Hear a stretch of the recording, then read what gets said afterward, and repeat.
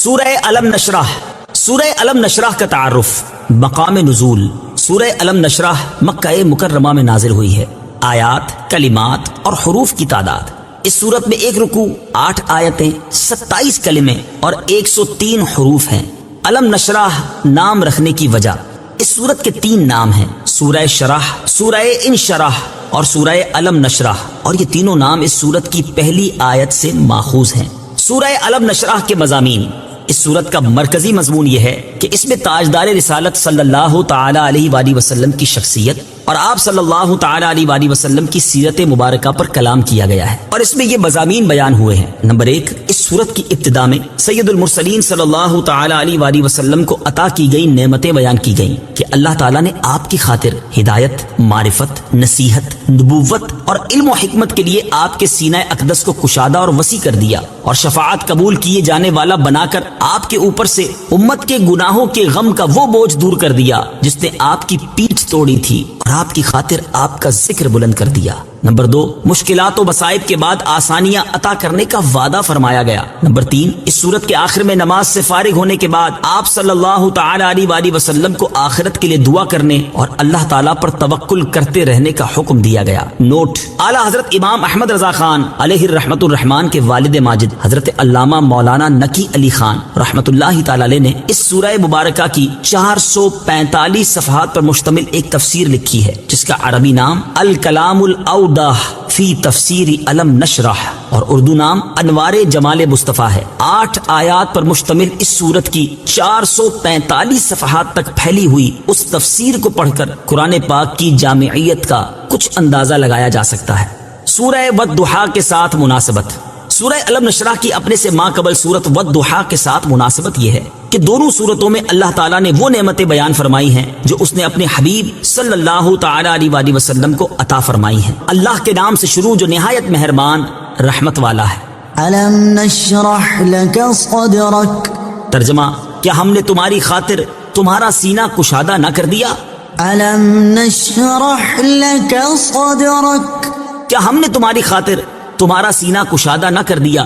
تفسیر صراط الجنان میں ہے، اس سورت کا شان نزول یہ ہے کہ ایک روز سرکار دو عالم صلی اللہ تعالی علیہ وسلم نے بارگاہ الہی میں عرض کی، اے اللہ عز و جل، تو نے حضرت ابراہیم علیہ السلام کو اپنا خلیل ہونے کا شرف عطا فرمایا، حضرت موسیٰ علیہ السلام کو اپنے ساتھ کلام کرنے سے سرفراز کیا، حضرت ادریس علیہ السلام کو بلند مکان جنت تک رسائی دی، پہاڑوں اور لوہے کو حضرت داؤد علیہ السلام کا فرما بردار کر دیا، جنات، انسان اور تمام حیوانات حضرت سلیمان علیہ السلام کے تابع کر دیے، تو مجھے کس شرف اور کرامت سے خاص فرمایا ہے؟ اس پر یہ سورت نازل ہوئی جس میں گویا کہ ارشاد فرمایا گیا، اے حبیب صلی اللہ تعالی علیہ وآلہ وسلم، اگر ہم نے ابراہیم کو اپنا خلیل بنایا ہے تو آپ کی خاطر ہم نے آپ کا سینہ علم و حکمت اور معرفت کے نور سے کھول دیا، تاکہ مناجات کی لذت، امت کا غم، اپنی بارگاہ میں حاضری کا ذوق اور آخرت کے گھر کا شوق آپ کے دل میں سما جائے، آسمانی وحی کو اٹھانا آپ کے دل پر آسان ہو جائے، اللہ تعالیٰ کی طرف رغبت دینے کی تبلیغ کرنے پر آنے والے مصائب کو برداشت کر سکے، اور ان خوبیوں اور کرامتوں کی بدولت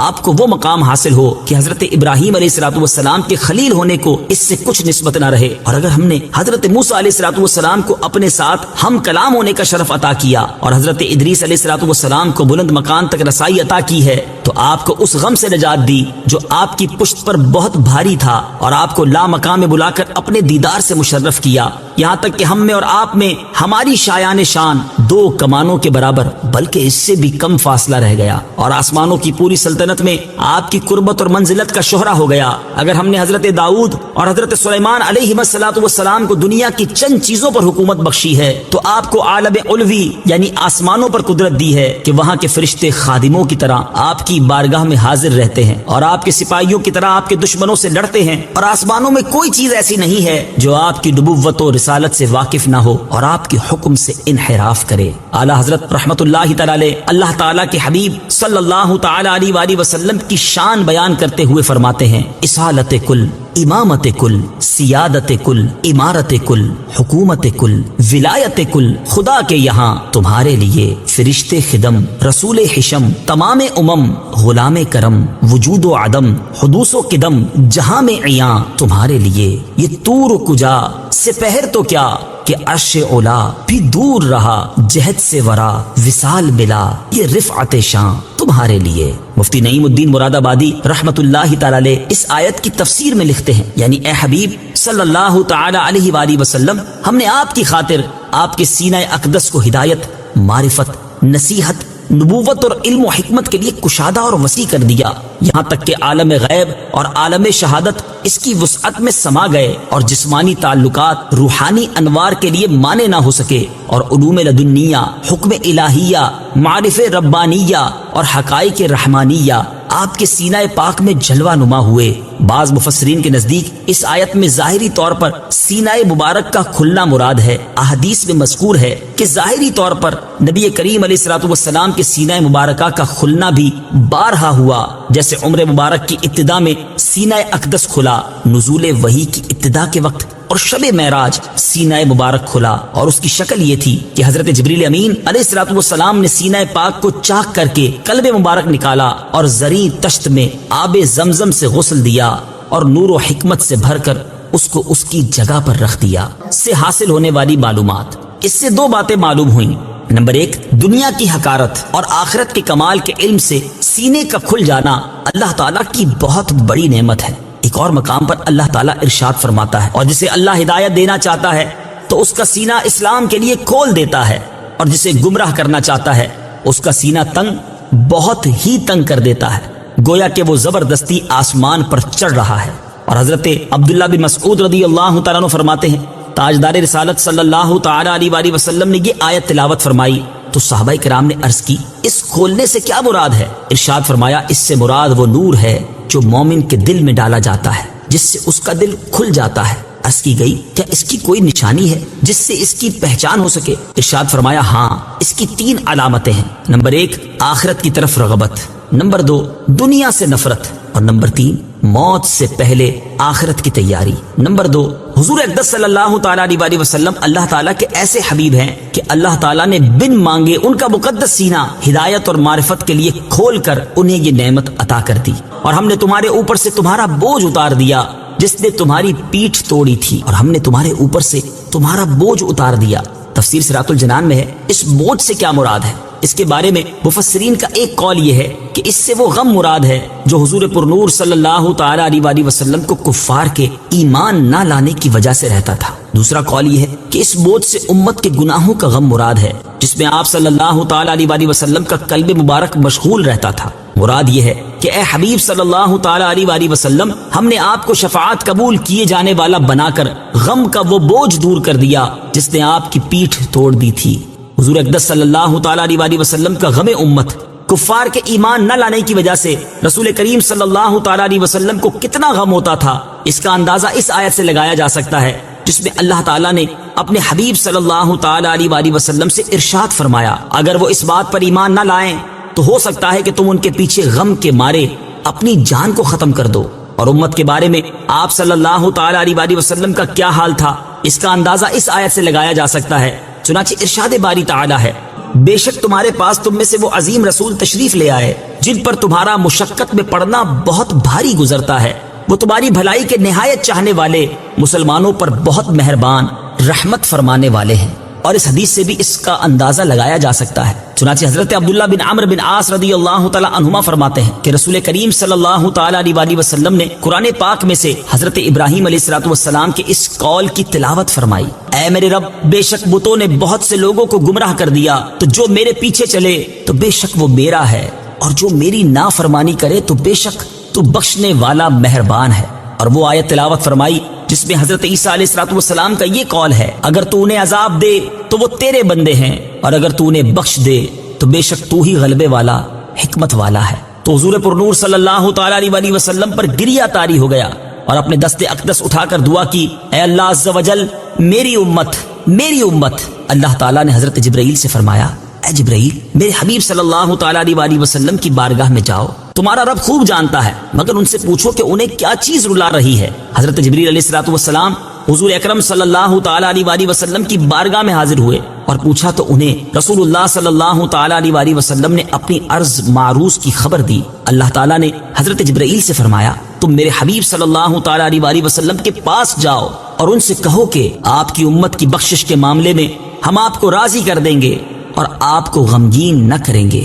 اعلیٰ حضرت امام احمد رضا خان علیہ رحمت الرحمان فرماتے ہیں، جانے برادر، تو نے کبھی سنا ہے کہ جس کو تجھ سے الفت صادقہ ہے وہ تیری اچھی بات سن کر چیں بجبیں یعنی ناراض ہو اور اس کی محو یعنی ختم کرنے کی فکر میں رہے؟ اور پھر محبوب بھی کیسا، جانے ایمانو کانے احسان، جس کے جمال جہاں آرا کا نظیر کہیں نہ ملے گا، اور خامۂ قدرت یعنی تقدیر کے قلم نے اس کی تصویر بنا کر ہاتھ کھینچ لیا کہ پھر کبھی ایسا نہ لکھے گا۔ کیسا محبوب جسے اس کے مالک نے تمام جہان کے لیے رحمت بھیجا، کیسا محبوب جس نے اپنے تن پر ایک عالم کا بار اٹھا لیا، کیسا محبوب جس نے تمہارے غم میں دن کا کھانا رات کا سونا ترک کر دیا، تم رات دن اس کی نافرمانیوں میں منہمک اور لہو و لعب میں مشغول ہو، اور وہ تمہاری بخشش کے لیے شب و روز گریاں و ملول، شب کہ اللہ عز و جل نے آسائش کے لیے بنائی، اپنے تسکین بخش پردے چھوڑے ہوئے موقوف ہے، صبح قریب ہے، ٹھنڈی نسیموں کا پنکھا ہو رہا ہے، ہر ایک کا جی اس وقت آرام کی طرف جھکتا ہے،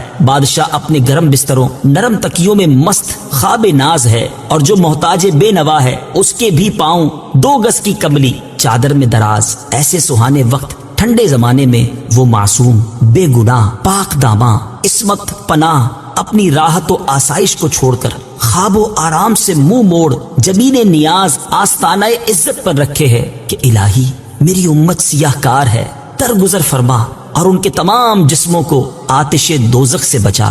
جب وہ جان راحت کان رافت پیدا ہوا، بارگاہ الہی میں سجدہ کیا اور رب حبلی امتی فرمایا، جب قبر شریف میں اتارا لبے جاں بخش کو جنبش تھی، بعض صحابہ نے کان لگا کر سنا، آہستہ آہستہ امتی امتی فرماتے تھے۔ قیامت کے روز کہ عجب سختی کا دن ہے، تانبے کی زمین ننگے پاؤں، زبانے پیاس سے باہر، آفتاب سروں پر، سائے کا پتہ نہیں، حساب کا دغدغا، ملک قہار کا سامنا، عالم اپنی فکر میں گرفتار ہوگا، مجرمان بے یار دام آفت کے گرفتار، جدھر جائیں گے سوا نفسی نفسی اذهبوا الی غیری، کچھ جواب نہ پائیں گے۔ اس وقت یہی محبوب غم گسار کام آئے گا، کفل شفاعت اس کے زور بازو سے کھل جائے گا، امامہ سر اقدس سے اتاریں گے اور سر بسجود ہو کر یا رب امتی فرمائیں گے۔ تو ایسے محبوب غم خار اور غم گسار آقا کی سچی فضیلتوں کو مٹانا اور دن رات ان کے اوصاف کی نفی کی فکر میں رہنا اور ان کی اطاعت سے منہ موڑنا اور ان کی نافرمانی پر کمر بستہ ہونا کتنی بڑی ناانصافی ہے۔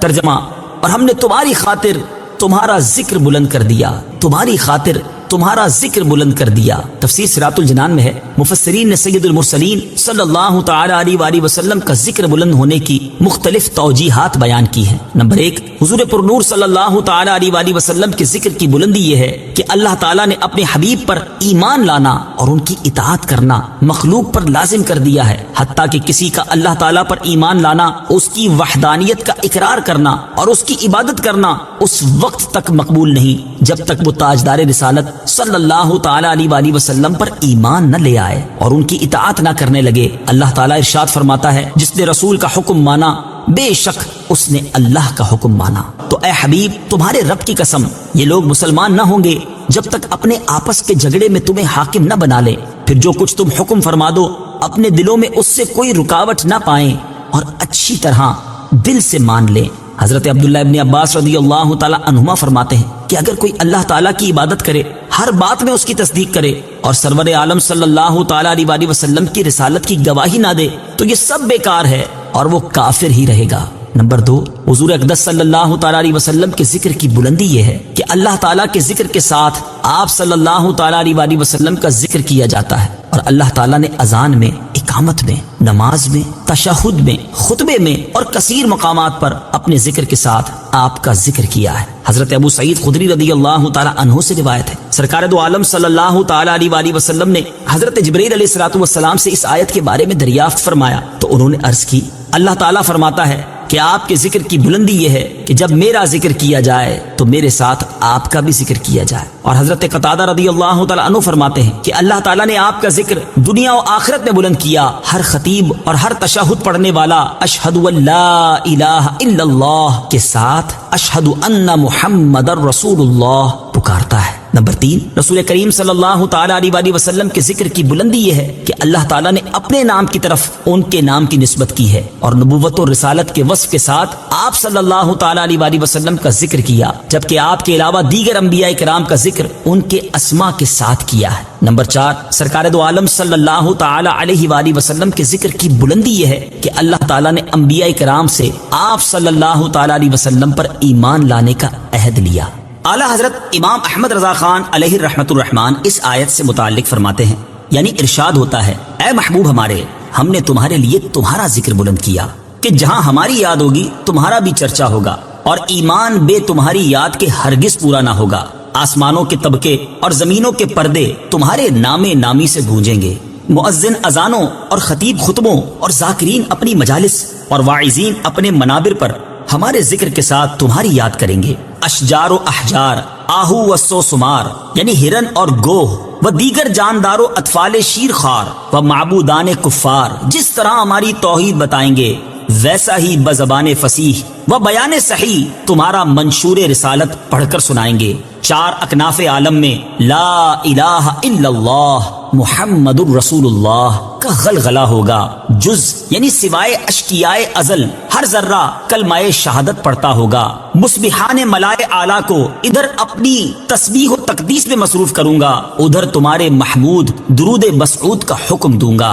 عرش و کرسی، ہفت اورا کے سدرہ، قصور جنا جہاں پر اللہ لکھوں گا، محمد الرسول اللہ بھی تحریر فرماؤں گا۔ اپنے پیغمبروں اور اولو العزم رسولوں کو ارشاد کروں گا کہ ہر وقت تمہارا دم بھریں اور تمہاری یاد سے اپنی آنکھوں کو روشنی اور جگر کو ٹھنڈک اور قلب کو تسکین اور بزم کو تزئین دے۔ جو کتاب نازل کروں گا اس میں تمہاری مدح و ستائش اور جمال صورت و کمال سیرت ایسی تشریح و توضیح سے بیان کروں گا کہ سننے والوں کے دل بے اختیار تمہاری طرف جھک جائیں، اور نادیدہ تمہارے عشق کی شمع ان کے کانوں سینوں میں بھڑک اٹھے گی۔ ایک عالم اگر تمہارا دشمن ہو کر تمہاری تنقیص شان اور محو فضائل میں مشغول ہو تو میں قادر مطلق ہوں، میرے ساتھ کسی کا کیا بس چلے گا۔ آخر اسی وعدے کا اثر تھا کہ یہود 100 برس سے اپنی کتابوں سے ان کا ذکر نکالتے اور چاند پر خاک ڈالتے ہیں، تو اہل ایمان اس بلند آواز سے ان کی نعت سناتے ہیں کہ سامع اگر انصاف کرے، بے ساختہ پکار اٹھے۔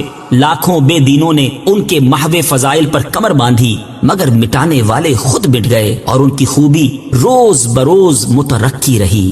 رفعت ذکر ہے تیرا حصہ، دونوں عالم میں ہے تیرا چرچا، مرغ فردوس پس از حمد خدا تیری ہی مدح و ثنا کرتے ہیں۔ اور فرماتے ہیں وَرَفَعْنَا لَكَ ذِكْرَكَ کا ہے سایہ تجھ پر، بول بالا ہے تیرا، ذکر ہے اونچا تیرا۔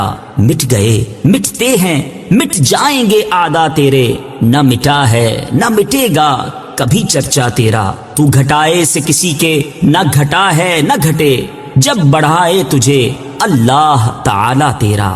کہ زندگی میں مشکلیں آتی ہیں، پریشانیاں آتی ہیں، بعض اوقات انسان کسی بڑی مشکل میں پھنس جاتا ہے اور اپنے ذہن سے سوچتا ہے کہ اب میں اس سے نہیں نکل سکوں گا، مگر ایسا نہیں ہے۔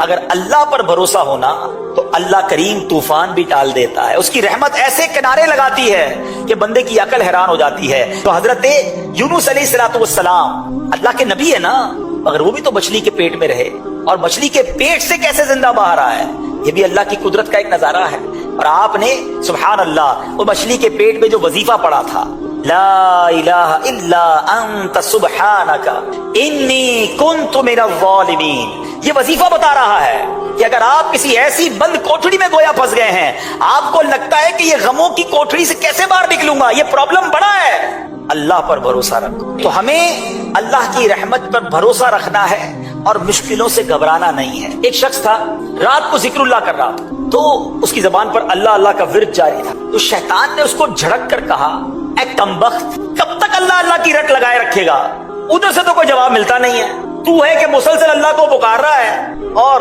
رب کی طرف سے تو تجھے کوئی جواب ملتا ہی نہیں ہے۔ شیطان کا یہ وار اس کے دل پر لگا اور وہ دل ٹوٹ گیا، ذکر تھوڑی دیر کے لیے چھوڑ دیا۔ رات کو جب وہ سویا نا، وہ حضرت خضر خواب میں تشریف فرما رہے تھے، اے نیک بخت، تو نے ذکر کیوں چھوڑ دیا؟ تو اس نے کہا، بارگاہ الہی سے کوئی جواب ہی نہیں ملتا، میں اللہ کو پکارتا ہوں، وہاں سے کوئی جواب ہی نہیں آتا، مجھے فکر ہونے لگی میرا ذکر کہیں رد ہی نہ کر دیا گیا ہو۔ ذرا حضرت خضر کا جواب سنیے، آئے ہائے کیا جواب دی، اللہ کرے یہ نقش ہو جائے دل میں۔ حضرت خضر کہتے ہیں کہ مجھے بارگاہ الہی سے حکم ہوا ہے کہ تیرے پاس جاؤں اور تجھ کو بتاؤں کہ تو جو اللہ کا ذکر کرتا ہے نا وہی ہمارا جواب ہے.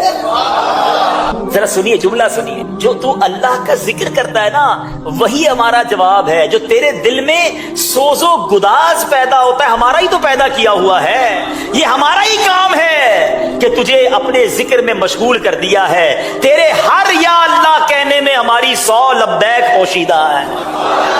ہائے ہائے ہائے ہائے, کاش یہ بات سمجھ آ جائے. یہ جو نماز ہم پڑھتے ہیں نا یہ ہمارا کمال نہیں ہے, یہ اللہ نے دل میں توفیق ڈالی ہے. اللہ چاہتا ہے تو ہم نماز پڑھتے ہیں, وہ چاہتا ہے تو ذکر کرتے ہیں, وہ چاہتا ہے تو دعا کرتے ہیں. بڑی پیاری بات علماء کہتے ہیں کہ جس رب نے تمہیں دعا کی توفیق دی ہے قبول بھی وہی فرمائے گا. مانگو تو صحیح, جس نے نماز کی توفیق دی ہے قبول بھی وہ فرمائے گا.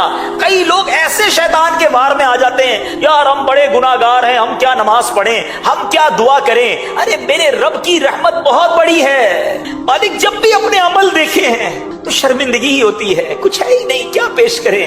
بس ایک امید رحمت والے رب سے ہے کہ جے میں ویکھا عملہ ولے کچھ نہیں میرے پلے, جے ویکھا میں رحمت رب دی بھلے بلے بلے. انشاءاللہ اللہ کی رحمت ساتھ ہوگی تو بیڑا پار ہو جانا ہے. اس رحمت والے رب کو یاد تو کرو نا, اس کا ذکر تو کیجئے. اللہ اکبر. آپ نے حضرت جنید بغدادی کا واقعہ تو سنا.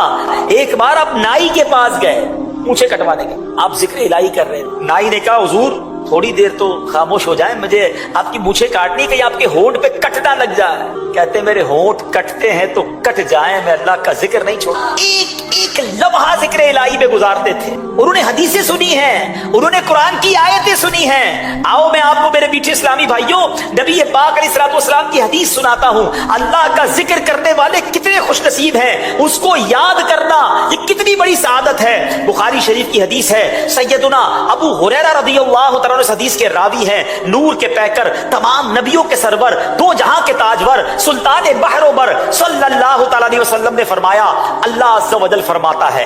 اس کا مطلب یہ حدیث قدسی ہے. رب فرماتا ہے کہ میں اپنے بندے کے گمان کے قریب ہوں جو وہ مجھ سے کرتا ہے. جب وہ میرا ذکر کرتا ہے تو میں اس کے ساتھ ہوتا ہوں. اگر وہ مجھے تنہائی میں یاد کرتا ہے میں بھی اسے تنہا یاد کرتا ہوں. اگر وہ میرا ذکر مجمع میں کرتا ہے تو میں اس سے بہتر مجمع میں اس کا ذکر کرتا ہوں, یعنی فرشتوں میں ان کا ذکر کرتا ہوں. اگر وہ ایک بالش مجھ سے قریب ہوتا ہے تو میری رحمت اس سے ایک ہاتھ قریب ہو جاتی ہے. اگر وہ ایک ہاتھ میرے قریب آتا ہے تو میری رحمت اس سے 2 ہاتھ قریب ہو جاتی ہے. اگر وہ میرے پاس چلتے ہوئے آتا ہے تو میری رحمت اس کے پاس دوڑتی ہوئی آتی ہے. ہائے ہائے ہائے, رب کی رحمت کی طرف سے تو یہ اعلان ہے کہ آ جاؤ میرے بندو. اس کی رحمت تو چاہ رہی ہے کہ ہماری بخشش ہو جائے. میرے رب کی رضا ہے کہ ہم بخشے جائیں, رحمتیں ہم پر برسائے. مگر یہ کیسا بندہ ہے جو اس سے دور بھاگتا ہے. اے میرے پیچھے سے ان احادیث سے, ان روایتوں سے اللہ کی محبت دل میں پیدا کیجئے کہ وہ کریم کتنا نوازنے والا ہے. کیا خوبصورت فارسی کا مقولہ سنتے ہیں نا, رحمت حق بہا نمی. اللہ کی رحمت بہا قیمت تلاش نہیں کرتی ہے, رحمت حق بہا نمی. اللہ کی رحمت تو بہانے تلاش کر, اے برسنے کے بہانے تلاش ہو رہے ہیں کہ کس طرح بندے پر رحمت برسا دی جائے. سنو اللہ قرآن میں کیا فرماتا ہے, بسم اللہ الرحمن الرحیم, فاذکرونی اذکرکم. تم میری یاد کرو میں تمہارا چرچا کروں گا.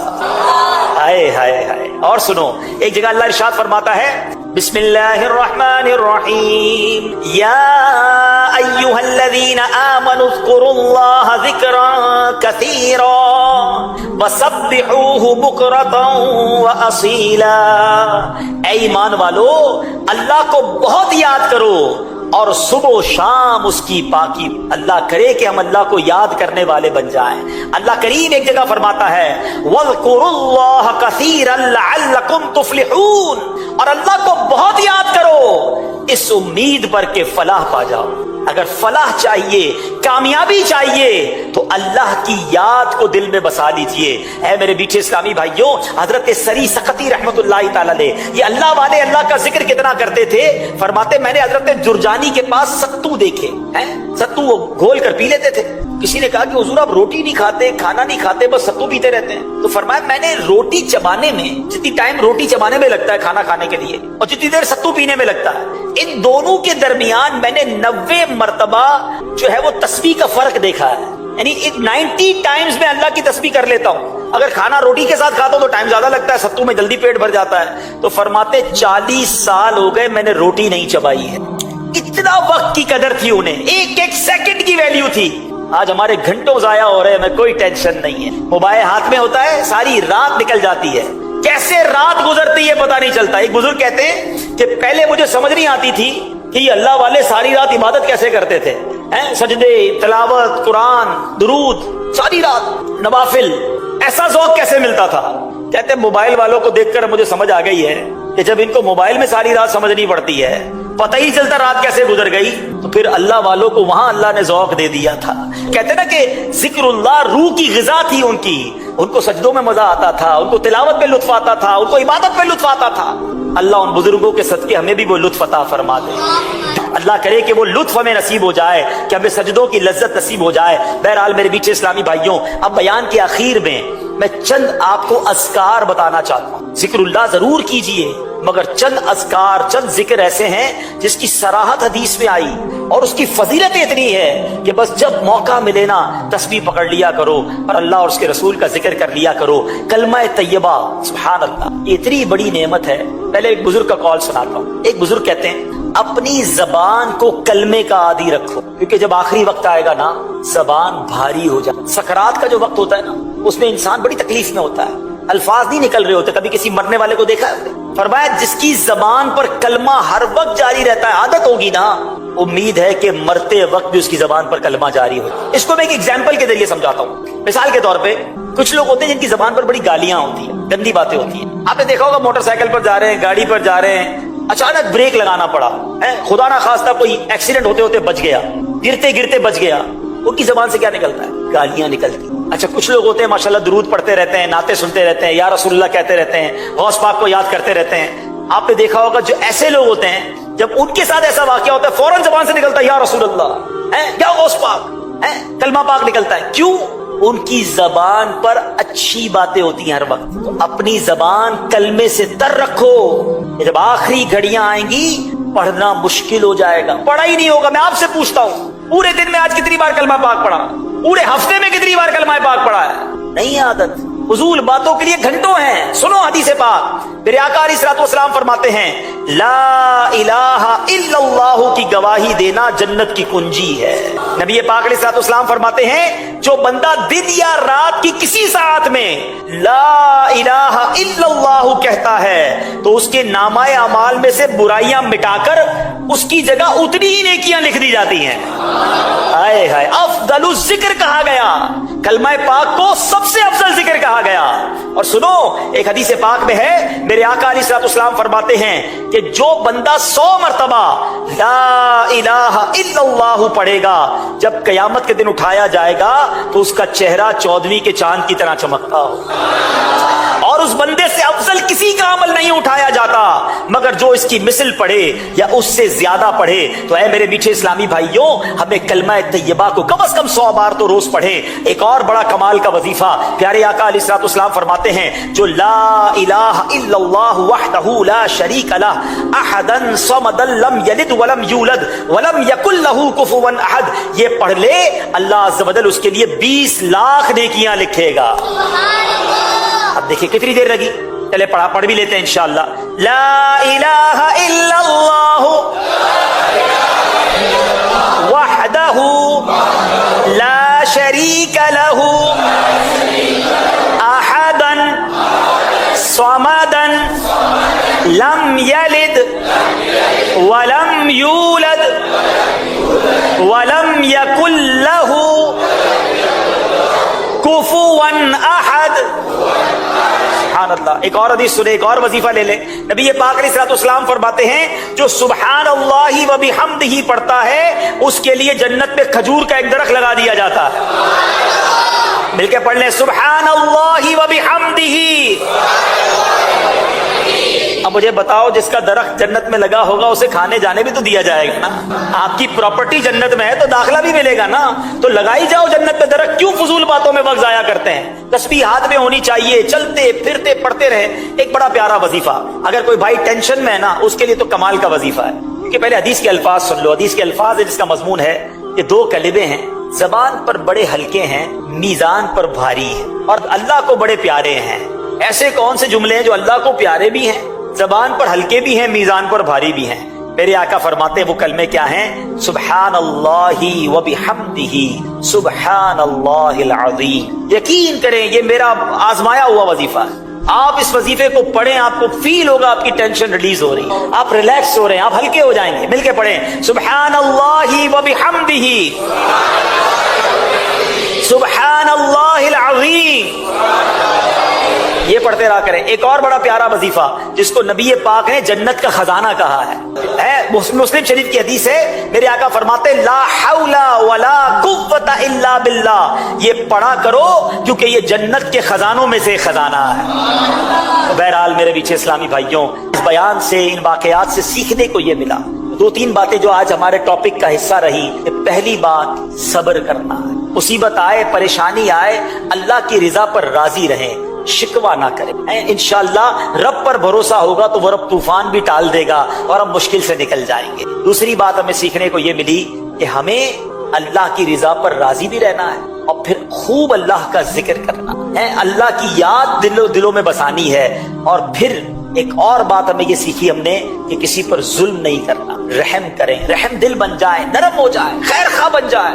ایک بزرگ اپنی بچی کے ساتھ کسی کشتی میں جا رہے تھے تو وہ مچھلیاں پکڑ رہے تھے. نیک آدمی تھا مگر بچی بڑی سمجھدار تھی. وہ مچھلی پکڑتے ٹوکری میں ڈالتے, بچی جو ہے مچھلی اٹھاتی پیچھے سے واپس پانی میں ڈال دیتی. اب وہ ٹوکری پہ مچھلی ڈالی جا رہے ہیں, بیٹی پیچھے سے پانی میں ڈالی جا رہی ہے. جب پورا سفر ختم ہو گیا تو کہا بیٹی بتاؤ کتنی مچھلیاں جمع ہوئی؟ کہا بابا جان مچھلیاں تو میں نے ساری پانی میں ڈال دی. یہ کیا کیا؟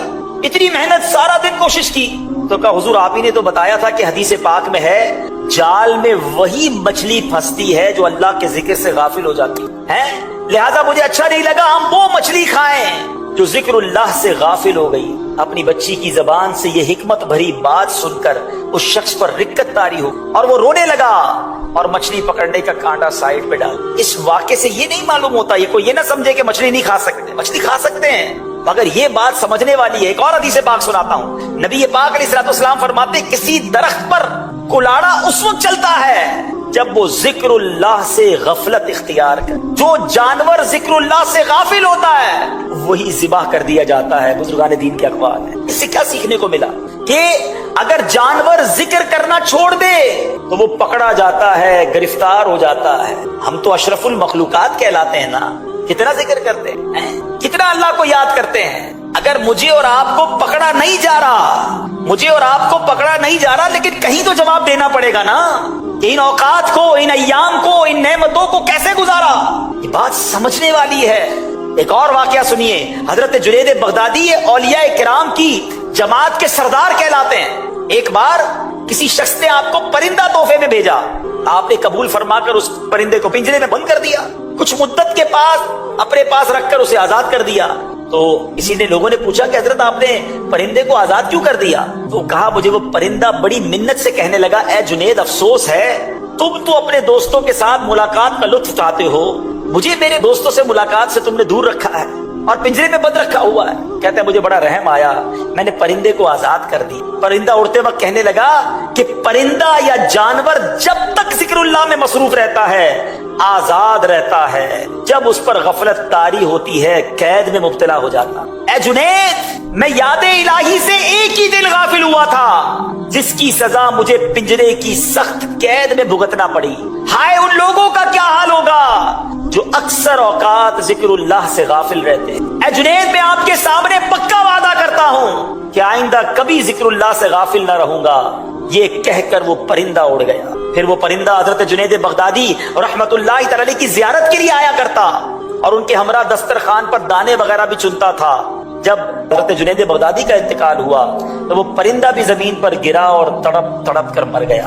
اس کے بعد حضرت جنید بغدادی کو کسی نے خواب میں دیکھ کر پوچھا کہ آپ کے ساتھ کیا معاملہ ہوا؟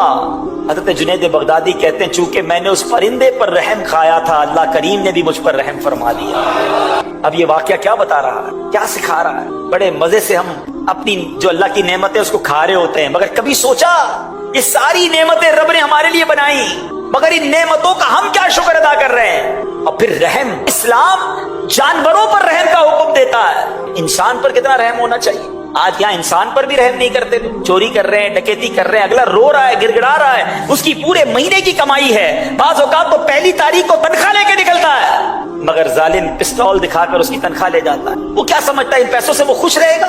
किसी का जेवर, किसी की बच्ची की शादी की तैयारी है, किसी को जनाब डराना, धमकाना और जनाब अगवा करना, रोब जमाना। ऐ जालिमों गौर से सुनो, ये जुल्म तुम कर तो लोगे, मगर याद रखना कयामत के दिन अल्लाह मजलूमों के साथ हो। और अगर किसी मजलूम की हाय दुनिया में लग गई ना तो तुम्हारी दुनिया भी बर्बाद हो जानी है। कैसे जवाब दोगे अल्लाह को। खुदारा जिंदगी ऐसी गुजारे कि हम किसी पर जुल्म न करें, हम किसी को तकलीफ ना पहुंचाएं, रहम करें लोगों पर। अहादीस में यह मजमून मिलता है कि जो जमीन वालों पर रहम नहीं करता, आसमानों का मालिक उस पर रहम नहीं फरमाएगा। जो रहम नहीं करता उस पर रहम नहीं किया जाएगा, जो माफ नहीं करता उसे माफ नहीं किया जाएगा। इस तरह की मजमून की रिवायतें भी मौजूद। आज नहीं करते लोग माफ, नहीं करते रहम। मैं वडेरा हूं, मैं चौधरी हूं, मैं इलाके का बड़ा हूं, मैं जजीरे का बड़ा हूं, जो मैं कहूंगा वो होगा। अरे आज तुम्हारे सामने कोई कुछ कह नहीं पा रहा, मगर याद रखना उसका डायरेक्ट कनेक्शन है अल्लाह ताला से, उसकी एक हाय अर्श तक पहुंचती है। बल्कि यहाँ मैं एक मशवरा देना चाहूंगा यहाँ मौजूद इस्लामी भाइयों को भी और मदनी चैनल के नादरीन को भी। अगर आप अपनी जिंदगी में ये देखें ना कि यार सब चीजें बेहतर थी और अचानक चीजें गड़बड़ होने लग गई हैं, सेहत भी ठीक थी, रोजगार भी ठीक था, बच्चे भी खुश थे, बड़ा फैमिली भी बड़ी जुड़ कर रह रही थी, और आपको लगे ना यार कि चीजें खराब हो रही हैं, सेहत भी खराब हो रही है, रोजगार में भी प्रॉब्लम आ रहा है, घर में भी लड़ाई झगड़े शुरू हो गए हैं, बनी बनाई बिगड़ रही है, तो चेक कर लो किसी की हाय तो नहीं ले ली, किसी पर जुल्म तो नहीं कर दिया, किसी का दिल तो नहीं दुखाया। हाँ, उसके दिल से एक आह निकलनी है और बड़े बड़े महल्लात तबाह हो जाते हैं, बड़े बड़े गुलशन जल जाते हैं। वो कहते हैं ना मजलूम की दुआ जो है वो अर्श तक जाती है, कबूलियत का दर्जा रखती है। खुदारा कोशिश करें लोगों के दिलों में खुशी दाखिल करें, जानवरों पर भी रहम करें, चाहे आप मछली पकड़ते हो या जो भी काम करते हैं, जिंदगी में किसी को तकलीफ ना पहुंचाए। नबी पाक अलैहिस्सलाम के बारे में आता है कि एक बार आप वुजू फरमा रहे थे, कोई बिल्ली आ गई, प्यासी है, प्यारे आका ने वो वुजू का बर्तन उसके आगे कर दिया ताकि वो पानी पी। ये है मेरे आका की तालीमात, ये है इस्लाम की तालीमात। मगर आज जिसको थोड़ा सा ओहदा मिल जाए, थोड़े पैसे मिल जाए, सेठ बन जाए तो नौकर की खैर नहीं, शोहर बन जाए तो बीवी की खैर नहीं, बाप बन जाए तो बच्चों की खैर नहीं है, पड़ोसियों का बेड़ा गर्क करके रखा हुआ है, मोहल्ले वाले सारे परेशान हैं, क्योंकि कोई कुछ कह नहीं सकता ना, मेरा बड़ा नाम है, मेरे साथ गार्ड होते हैं, मेरा बड़ा रोब है, मेरी टोर है। अरे मिनट नहीं लगेगा जब अल्लाह तबारक व तआला ने तुमसे उस मजलूम का साथ देकर बदला लेना है ना, उसके आगे, उसके कहर के आगे कौन खड़ा रह सकता है। हमारी औकात ही कोई नहीं है। करो उस दिन से जिस दिन रब का गजब तुम पर नाजिल हो जाए। हमेशा जुल्म से अपने आप को बचाएं, और अगर हो गया है ना, अगर खुदा ना खास्ता इन तमाम बातों को सुनने के बाद तो माफी मांग लो। हाँ, आज माफी मांग लो। अगर वो कयामत के दिन खड़ा हो गया तो अब पैसे नहीं चलेंगे, वहां नेकियां देनी पड़ेंगी, उसके गुनाह उठाने पड़ेंगे। हाँ, अगर किसी ने, याद रखिए, किसी शौहर ने अपनी बीवी का दिल दुखाया है, उसको अपनी बीवी से माफी मांगनी पड़ेगी। बीवी ने शौहर का दिल दुखाया है, उसे शौहर से माफी मांगनी पड़ेगी। अगर वालिद ने नाजायज अपने बच्चों पर जुल्म किया है, उसको बच्चों से माफी भी मांगनी पड़ेगी। हाँ, बाप हो गया तो उसका मतलब जो चाहे बच्चों के साथ करे। बच्चों ने माँ बाप का अगर दिल दुखाया है, माँ बाप से माफी मांगनी पड़ेगी। पड़ोसी नाराज है, पड़ोसियों को राजी करना पड़ेगा। मस्जिद में एक साथ नमाज पढ़ते हैं, अगर नमाजियों का दिल दुखाया है, नमाजियों से माफी मांगनी पड़ेगी। मारे जाएंगे, क्योंकि अल्लाह की ये बशीयत है कि जब तक बंदा माफ नहीं करता उस वक्त तक रब भी माफ नहीं। मेरे मीठे इस्लामी भाइयों, इस वाक़े से रहम का दर्स भी मिलता है। और अब आते हैं जिक्र इलाही की तरफ, अल्लाह की याद की तरफ। क्या कहा उस परिंदे ने कि ए जुनैद, मैं एक दिन अल्लाह के जिक्र से गाफिल रहा तो मैं गिरफ्तार हो गया। उन लोगों का क्या होगा जिनके दिल अल्लाह की याद से हरदम गाफिल रहते हैं। कौन याद करता है अल्लाह को? याद भी करते हैं तो माज अल्लाह, कुछ लोग तो अल्लाह का जिक्र, अल्लाह से भी गुमान बुरा है, अल्लाह ने दिया ही कुछ नहीं है, माज अल्लाह। बाज औकात ऐसे जुमले कह देते हैं कि ईमान से भी खारिज हो जाते हैं। हर हाल में अल्लाह का शुक्र अदा करो। अल्लाह ने मुझे और आपको करोड़ों से अच्छा बनाया है। यकीन करें, जो मुझे सुन रहे हैं, जितने सुन रहे हो, अल्लाह ने सब पर बड़ी मेहरबानियां की। यकीन करो, बड़ी मेहरबानियां। तुम गिनो तो सही अल्लाह ने कितने एहसान किए। आंखें दी हैं, जबान दी है, कान दिए, हाथ दिए, पैर दिए, गुर्दे सलामत है। डायलिसिस का मरीज देखा है, बेचारा किस तरह डायलिसिस करवाता है। गूंगा देखा है, बहरा देखा है, अंधा देखा है, लंगड़ा देखा है। कैसे जिंदगी गुजारता है, फिर भी शिकवे, फिर भी शिकायत। किसी की अगर आंखें नहीं भी हैं, मुझे सुन रहा है, तो अल्लाह का शुक्र अदा करो, जबान तो है ना, है कान तो है ना, किसी न किसी बहाने से अपने रब का शुक्र अदा करो, ना शुक्री ना। याद रखिए, किसी शौहर ने अपनी बीवी का दिल दुखाया है, उसको अपनी बीवी से माफी मांगनी, बीवी ने शौहर का दिल दुखाया है, उसे शौहर से माफी मांगनी पड़ेगी। अगर वालिद ने नाजायज अपने बच्चों पर जुल्म किया है, उसको बच्चों से माफी भी मांगनी पड़ेगी। हाँ, बाप हो गया तो उसका मतलब जो चाहे बच्चों के साथ करे। बच्चों ने माँ बाप का अगर दिल दुखाया है, माँ बाप से माफी मांगनी पड़ेगी। पड़ोसी नाराज है, पड़ोसियों को राजी करना पड़ेगा।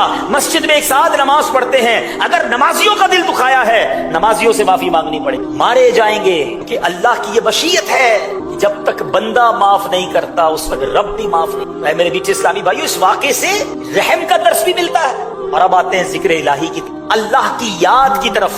क्या कहा उस परिंदे ने कि ए जुनैद, मैं एक दिन अल्लाह के जिक्र से गाफिल रहा तो मैं गिरफ्तार हो गए। उन लोगों का क्या होगा जिनके दिल अल्लाह की याद से हरदम गाफिल। कौन याद करता है अल्लाह को? याद भी करते तो माद अल्लाह, कुछ लोग तो अल्लाह का जिक्र, अल्लाह से भी गुमान बुरा है, अल्लाह ने दिया ही कुछ नहीं है, माद अल्लाह। बाज़ औक़ात ऐसे जुमले कह देते हैं कि ईमान से भी खारिज हो जाता। हर हाल में अल्लाह का शुक्र, अल्लाह ने मुझे और आपको करोड़ों से अच्छा बनाया। यकीन करें, जो मुझे सुन रहे हैं, जितने सुन रहे हो, अल्लाह ने सब पर बड़ी मेहरबानियां, यकीन करो बड़ी मेहरबानियां। तुम गिनो तो सही, अल्लाह ने कितने एहसान किए। आंखें दी हैं, जबान दी है, कान दिए, हाथ दिए, पैर दिए, गुर्दे सलामत है। डायलिसिस का मरीज देखा है, बेचारा किस तरह डायलिसिस करवा। गूंगा देखा है, बहरा देखा है, अंधा देखा है, लंगड़ा देखा है, कैसे जिंदगी गुजारता है, फिर भी शिकवे, फिर भी शिकायत। किसी की अगर आंखें नहीं भी हैं, मुझे सुन रहा है, तो अल्लाह का शुक्र अदा करो, जबान तो है ना, कान तो है ना, किसी न किसी बहाने से अपने रब का शुक्र अदा करो, ना शुक्र।